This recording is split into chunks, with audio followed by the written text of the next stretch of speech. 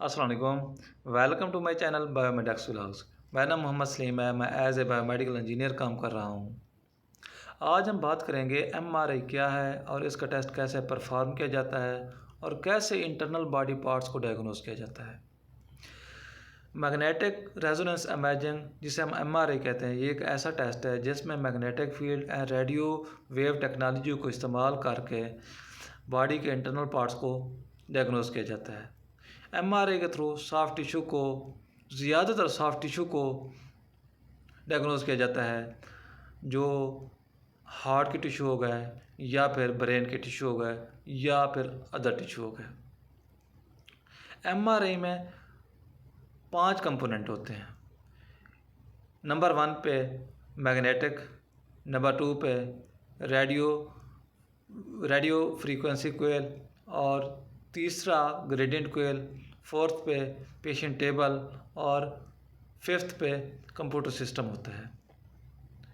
Electric current के through magnetic field generate करता है एंड दूसरा जो रेडियो फ्रीक्वेंसी कोयल होती है वो रेडियो वेव प्रोड्यूस करती है। तो हर मेन मैग्नेट में 3 ग्रेडियंट कोयल होती हैं जो XYZ मैग्नेटिक फील्ड प्रोड्यूस कर रही होती हैं।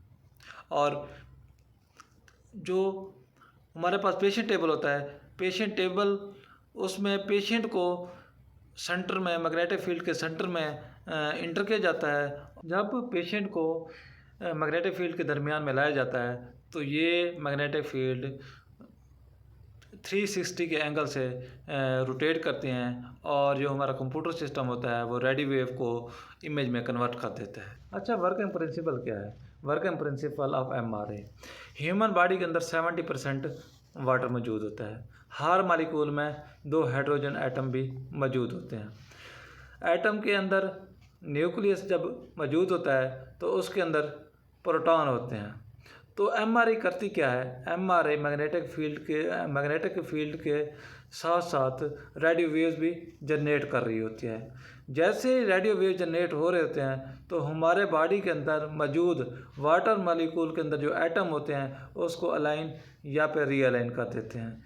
जैसे अलाइन और रीअलाइन करते हैं तो रेडियो सिग्नल पैदा होते हैं। जैसे रेडियो सिग्नल पैदा होते हैं तो जो रिसीवर के थ्रू यही रेडियो सिग्नल कंप्यूटर के अंदर इमेज में कन्वर्ट हो जाते हैं। अगर हम यूजेस ऑफ एमआरआई की बात करें तो इसमें क्या इस्तेमाल हैं, रोज़मर्रा में क्या यूजेस हैं, किस किस जगह पे ये एमआरआई को इस्तेमाल किया जाता है।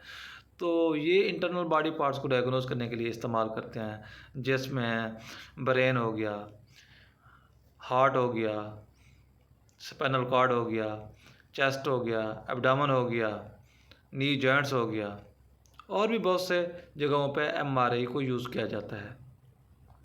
तो अगर हम डिजीज़ की बात करें कि किस डिजीज़ में इसको इस्तेमाल किया जाता है, उसमें ब्रेन ट्यूमर हो गया, स्ट्रोक्स हो गया, उसके बाद माल फंक्शन हो गया और भी बहुत से इशू, जैसे हेड इंजरी हो जाती है उस दौरान भी एमआरआई यूज़ की जाती है, या कोई मसल या नर्व का कोई इंजरी होती है तो उसके दौरान भी एमआरआई वगैरह को यूज़ किया जाता है। बात करें कि एमआरआई और सीटी स्कैन में क्या फ़र्क है।